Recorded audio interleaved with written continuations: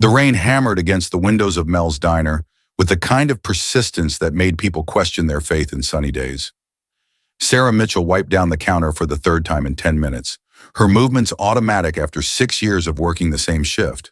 The clock above the coffee machine read 2:47 a.m., and the fluorescent lights buzzed overhead like tired insects, casting everything in that peculiar glow that made late-night diners feel like sanctuaries for the lost and lonely. She had seen them all come through those glass doors, truckers nursing black coffee and regrets, college students cramming for exams with textbooks spread across sticky tables, insomniacs seeking solace in pie and conversation. Tonight was no different, except for the unusual quietness that seemed to press against the windows, along with the storm outside. Sarah's life had been a series of small compromises and postponed dreams. At 28, she had planned to be teaching kindergarten by now, watching little faces light up as they discovered the magic of reading. Instead, she was here, balancing plates and pretending that the ache in her feet didn't mirror the one in her heart. Her mother's medical bills had derailed those plans 3 years ago, and though Margaret Mitchell had passed away last spring, the debt remained like a shadow that followed Sarah everywhere she went. The student loans from her incomplete education degree sat in a folder at home, reminders of a future that had been traded for immediate survival. Sarah had been 2 semesters away from graduation when her mother's cancer diagnosis changed everything.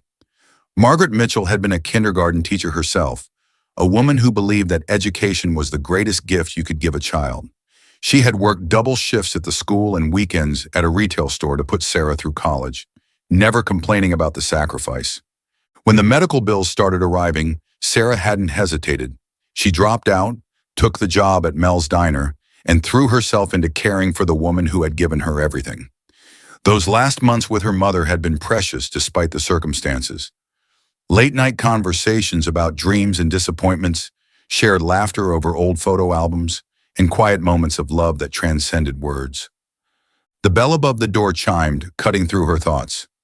An elderly man shuffled in, his clothes soaked through despite the thin jacket he clutched around his shoulders. His gray hair was plastered to his scalp, and water dripped from his worn shoes onto the checkered linoleum floor. He looked around uncertainly, as if he wasn't sure he belonged anywhere, let alone in a warm, bright diner at nearly 3 in the morning. "Sit anywhere you'd like," Sarah called out, already reaching for a towel. "Let me get you something to dry off with." The man chose a booth in the corner, sliding across the cracked vinyl seat with the careful movements of someone whose bones had learned to protest every sudden motion. When Sarah approached with the towel, she noticed his hands were shaking, not just from the cold, but from something deeper, something that spoke of nerves and uncertainty. "Thank you, dear," he said, his voice carrying the weight of exhaustion. "I don't suppose you have any coffee? Something hot?" "Of course," Sarah smiled, the kind of genuine smile that had always come naturally to her, despite everything life had thrown her way. "How do you take it?" "Black, please," and he hesitated, patting his pockets with increasing urgency. His face fell as he searched jacket pockets, pants pockets, even checking the floor around his feet. "I'm sorry, I thought I had my wallet, but..." Sarah watched the man's shoulders sag with embarrassment, saw the way his eyes darted toward the door, as if calculating whether he could make it back out into the storm before anyone noticed. She had seen this look before, the particular shame that came with needing something as basic as warmth and caffeine and not having the means to pay for it. Her mother had worn that expression once, years ago, when they'd stood in line at the grocery store and realized they were $3 short for a week's worth of food. "Don't worry about it," she said quickly, already turning toward the coffee pot. "It's on the house." No, I couldn't." "Trust me, the coffee's been sitting here for hours. You'd be doing me a favor." She poured the dark liquid into a heavy white mug, the kind that had survived countless late-night conversations and dawn farewells. "Besides, it's a terrible night to be out there. Everyone deserves a warm place to sit." The man accepted the coffee with both hands, as if it were something precious rather than 50 cents worth of reheated caffeine. "You're very kind. I don't get much kindness these days." Something in his voice made Sarah pause. It wasn't just gratitude, it was surprise, as if kindness had become so rare in his world that he had stopped expecting it entirely. She found herself sliding into the booth across from him, something she rarely did with customers. The diner was empty except for them, and there was something about this man that called to her maternal instincts, the same ones that had driven her to care for her mother. "I'm Sarah," she said, "and you don't have to talk about it if you don't want to, but you look like someone who's had a rough night." The man stared into his coffee for a long moment. "Harold," he said finally, "Harold Whitman. And you're right about the rough night. Rough month, actually. Rough year." Harold Whitman. The name meant nothing to Sarah, but she could see that sharing it had cost him something. People who ended up in all-night diners usually carried stories they weren't ready to tell, and Sarah had learned to read the signs, when to push gently and when to simply provide a quiet presence. "Want to talk about it?" she asked. "I'm a pretty good listener. Comes with the job." Harold studied her face as if trying to determine whether her interest was genuine or professional courtesy. Whatever he saw there seemed to satisfy him, because he took a sip of coffee and began to speak. "I used to think I had everything figured out," he said. "Spent my whole life building something, you know? Working 18-hour days, making decisions that affected thousands of people, believing that success was the same thing as worth. I had a beautiful wife, 2 children, houses in 3 states, and more money than I could count." The past tense hung heavy between them. Sarah waited, sensing there was more to come. "My wife died 2 years ago," Harold continued, his voice growing quieter. "Cancer. Fought it for 6 months, and I was so busy with board meetings and acquisition deals that I missed most of the fight. I kept telling myself I was working for her, for our future, but the truth is I was working because I didn't know how to do anything else." He paused to take another sip, and Sarah noticed his hands had stopped shaking.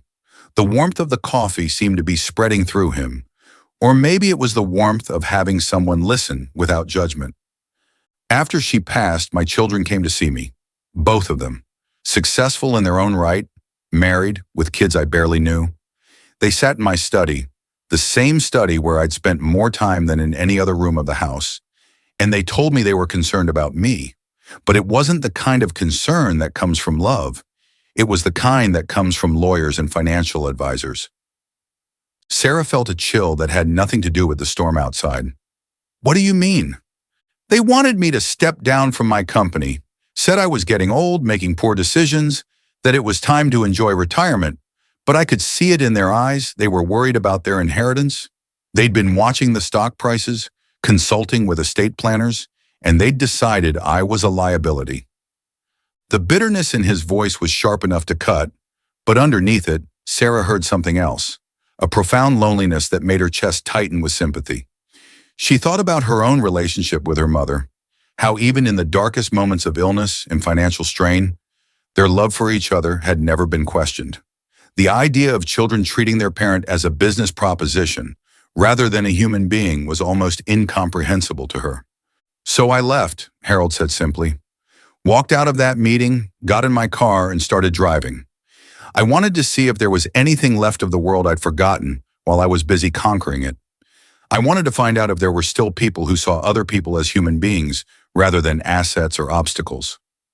"How long have you been driving?" 3 weeks. I've been to small towns and big cities, truck stops and fancy restaurants. I've tried to connect with people, to find some evidence that kindness still exists without a price tag attached to it." Harold's voice grew heavy with disappointment. "In most places, as soon as people figured out who I was, everything changed. Suddenly everyone was my best friend, had a business proposition, or wanted something from me. The few times I tried to be anonymous, to just be a regular person, I was either ignored or treated like an inconvenience." Sarah found herself leaning forward, drawn into his story despite herself. There was something universal about his loneliness, something that transcended wealth and status. She had seen it in her mother's eyes during those final weeks. The fear that death would come without having truly connected with another human being. "Who are you exactly?" she asked gently. Harold smiled for the first time since he'd walked in, though it was a sad smile. "Harold Whitman. I founded Whitman Industries 43 years ago. We manufacture everything from medical devices to aerospace components. Last year, Forbes listed my net worth at $2.3 billion. The number hit Sarah like a physical blow. She had served coffee to a billionaire, but more than that, she had served coffee to a human being who had been stripped of his humanity by his own success. She thought about her own struggles, the medical bills, the postponed dreams, the careful budgeting that went into every purchase, and tried to imagine having so much money that it became a barrier to genuine human connection. "I'm sorry," she said, and meant it. "That sounds incredibly lonely." Harold's eyes widened slightly as if he hadn't expected her reaction. Most people, he explained, told him how lucky he was when they learned about his wealth. They focused on what he could buy, where he could travel, the power he wielded in boardrooms across the country. No one had ever apologized for his success before. "Are you lonely?" Sarah asked, though she already knew the answer. "Desperately," Harold admitted. "I thought success meant I was winning at life, but winning doesn't mean much if you're playing alone." They sat in comfortable silence for a moment, the storm outside providing a steady backdrop to their conversation.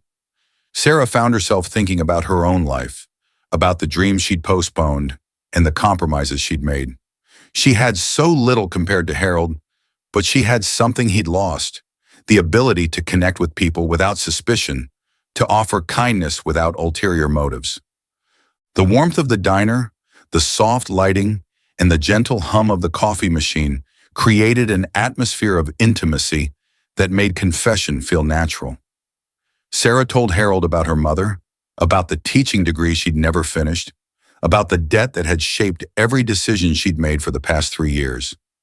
Harold listened with the intensity of someone who hadn't heard a genuine personal story in years.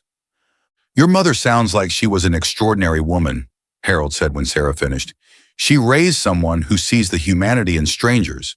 That's not something that can be taught in business school." "She would have liked you," Sarah said, surprising herself with the admission. "She always said that everyone has a story worth hearing, no matter how successful or unsuccessful they appear to be." "Can I ask you something?" Harold said. "What are you hoping to find in life? What dreams are you still carrying?"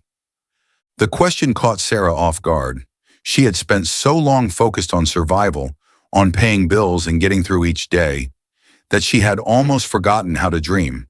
But sitting there with this unlikely companion, she found herself remembering the young woman who had once believed she could change the world one kindergarten classroom at a time. "I want to teach," she said simply. "I want to help children discover that learning can be magical, that books can take you anywhere, that curiosity is more valuable than any possession. I want to do what my mother did, plant seeds of possibility in young minds and watch them grow." Harold nodded slowly, as if her words confirmed something he had suspected. "And what's stopping you?" Sarah laughed, but there was no humor in it. "Money, time, fear that I'm too old to start over, the usual suspects." "Those are obstacles, not impossibilities," Harold said gently. "Sometimes we convince ourselves that our circumstances are permanent because it's easier than admitting we have choices we're afraid to make." The observation stung because it contained truth. Sarah had gotten comfortable in her martyrdom, had found a certain identity in being the dutiful daughter who sacrificed everything for family. But her mother had been dead for 8 months now, and the debt was manageable if she lived carefully. What was really keeping her from returning to school? Fear of failure? Fear of success? Fear of hoping for something better only to be disappointed again? "Can I ask you something now?" Sarah said. "What are you really hoping to find on this trip?" Harold was quiet for so long that Sarah wondered if she'd overstepped. When he finally spoke, his voice was barely above a whisper. "I want to find out if I'm still human," he said. "If there's anything left of the person I was before I became a balance sheet. I want to find someone who sees me as Harold, not as Harold Whitman, CEO. I want to remember what it feels like to be treated with simple human kindness." Sarah felt tears prick at her eyes. The vulnerability in his admission was almost painful to witness. Here was a man who could buy anything he wanted, who had power that most people could only dream of, and all he really wanted was what she had given him without thinking. Basic human decency. "You know what I think," Sarah said. "I think you're still human. I think you're just buried under a lot of expectations and responsibilities that weren't meant for one person to carry." Harold looked up at her, and for the first time, Sarah saw hope flicker in his eyes like a candle being lit in a dark room. "You bought me coffee," he said.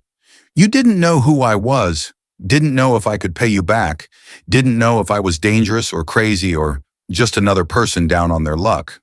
But you bought me coffee anyway, and you sat with me, and you listened to my story without judgment. Do you know how rare that is?" Sarah felt heat rise in her cheeks. "It's just coffee." "No," Harold said firmly. "It's not just coffee. It's proof that kindness still exists. It's proof that there are still people in the world who help others without expecting anything in return. It's proof that my children are wrong, that the world hasn't become completely transactional." The bell above the door chimed again, and two truckers stamped in from the storm, shaking water from their jackets and joking about the weather. Sarah excused herself to serve them, but she could feel Harold's eyes following her as she moved around the diner, taking orders and making conversation with the easy grace that came from years of practice. She watched her interact with the truckers, asking about their roots, remembering that one of them liked extra sugar in his coffee, laughing at their road stories with genuine interest rather than professional obligation. This was who she really was, Harold realized. Not someone putting on an act for a wealthy stranger, but a person who naturally saw others as worthy of attention and care. When she returned to his booth, Harold was staring out the window at the storm, but his expression had changed. The desperation was gone, replaced by something that looked like peace. "I need to tell you something," he said. "I've been carrying a letter in my jacket pocket for 3 weeks. I wrote it the night I left home, and I've been waiting to decide whether to mail it." Sarah's heart clenched with sudden fear. Something in his tone warned her that this wasn't going to be good news. "What kind of letter?" "A letter to my lawyer instructing him to distribute my estate to various charities. I was going to give myself 1 month to find evidence that the world still had room for genuine human connection. If I couldn't find it—" He didn't need to finish the sentence. Sarah understood, and the understanding left her breathless with horror. This man, this lonely, broken billionaire, had been contemplating suicide. He had been driving around the country looking for a reason to live, and their conversation might be the thing that tipped the scales one way or the other. "Harold," she said carefully, her voice shaking slightly, "what happened tonight? It doesn't have to be an ending. It can be a beginning." Harold smiled, and this time it reached his eyes. "You're right. I've been so focused on what I've lost that I forgot what I might still be able to find."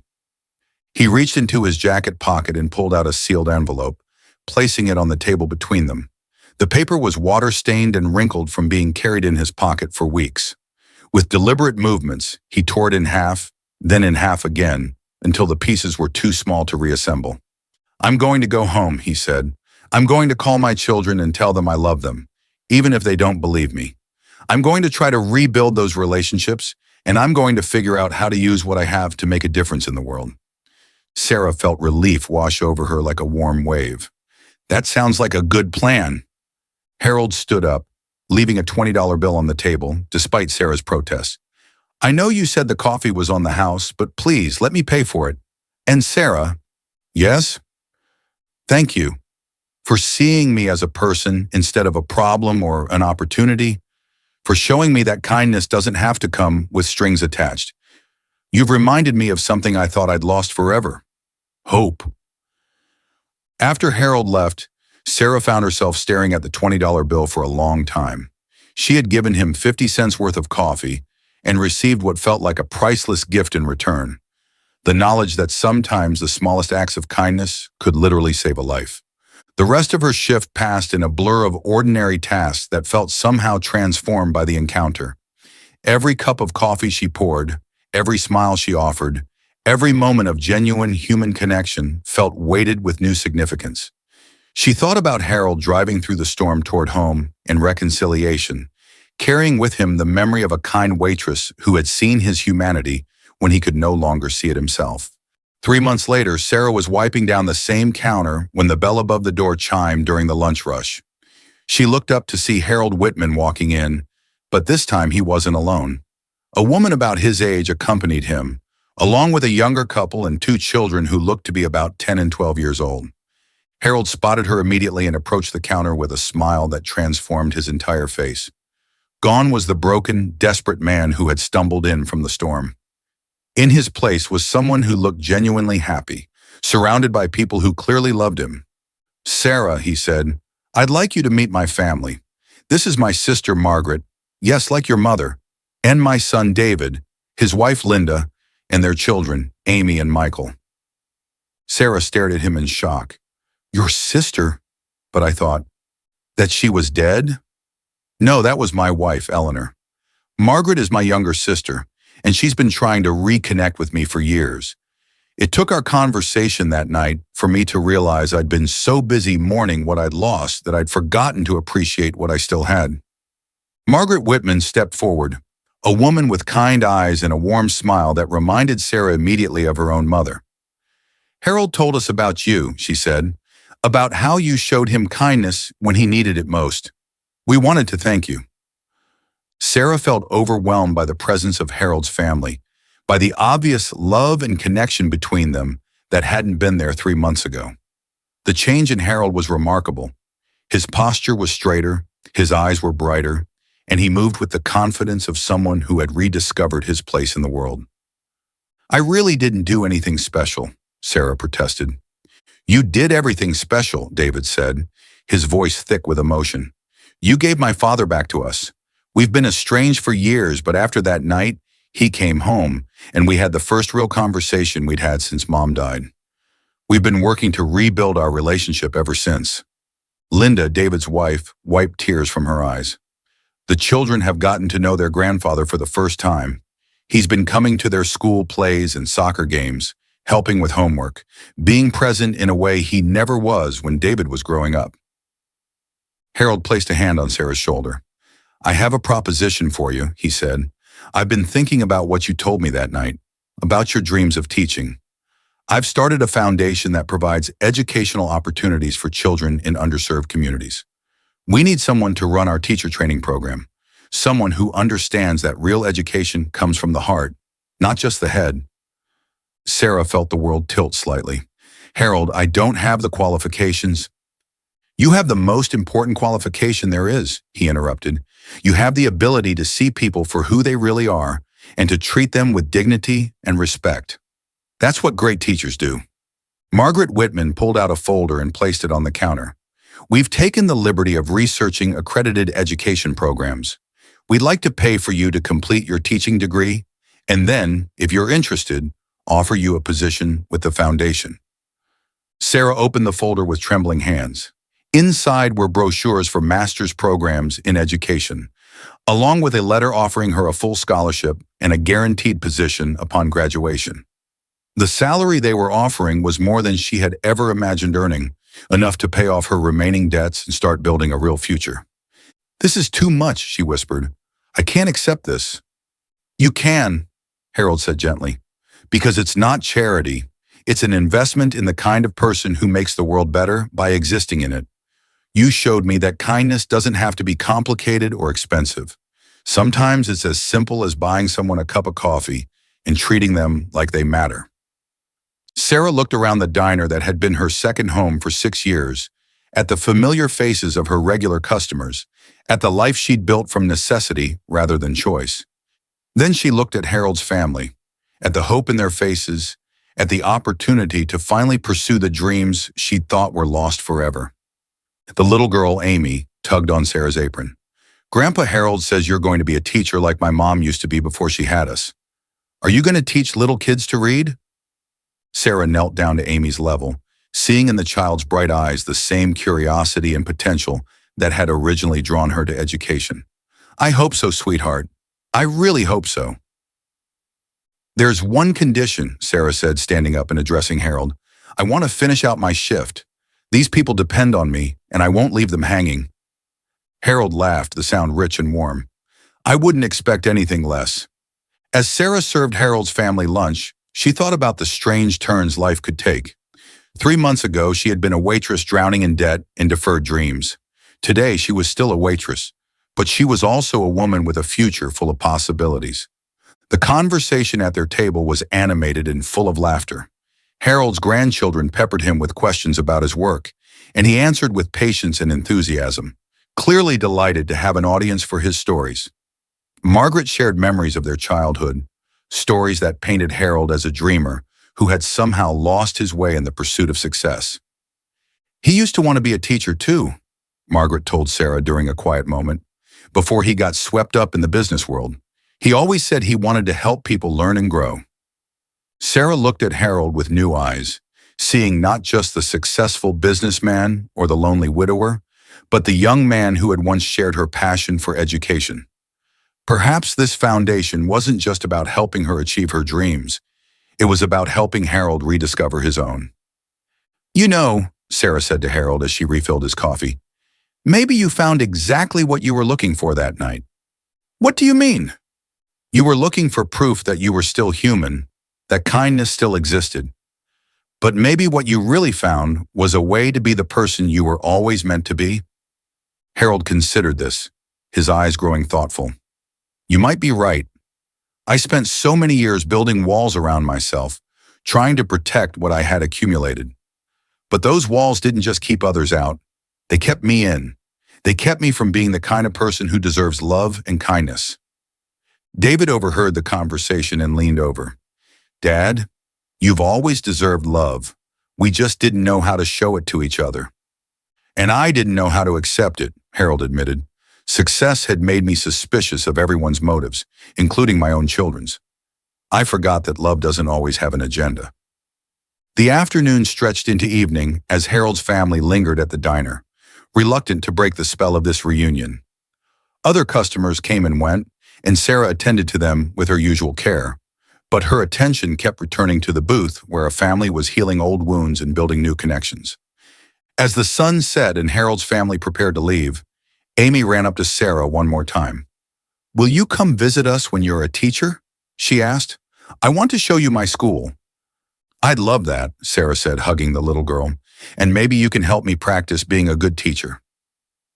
Harold was the last to say goodbye. "I don't know how to thank you," he said.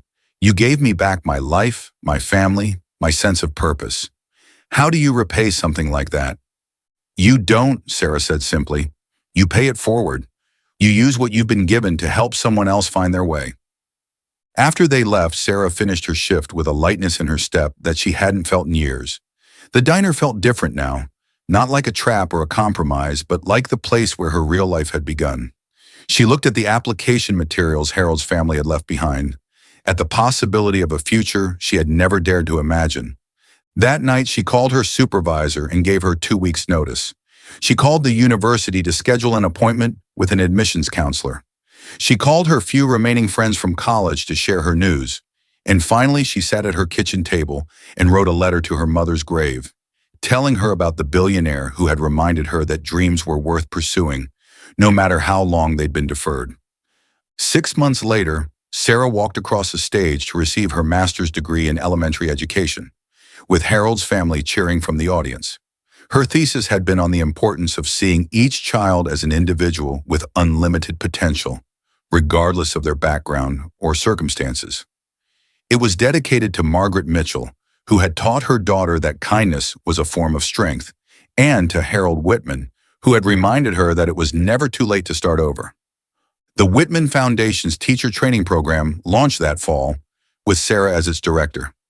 The program focused not just on curriculum and classroom management, but on helping teachers develop the empathy and emotional intelligence needed to truly connect with their students. It was revolutionary in its approach, treating teaching as both an academic discipline and a calling of the heart. Years later, when reporters asked Harold about the inspiration for his foundation's unique approach to education, he would always mention a kind waitress who had bought him coffee on a stormy night. He never used her name in interviews, respecting her privacy, but he would say that she had taught him that the most important lessons in life couldn't be found in textbooks or boardrooms. They could only be learned through genuine human connection. Sarah's first classroom was in a low-income elementary school in the same town where she had worked at the diner. Her students came from difficult circumstances, broken homes, food insecurity, parents working multiple jobs just to survive. They were the kinds of children that the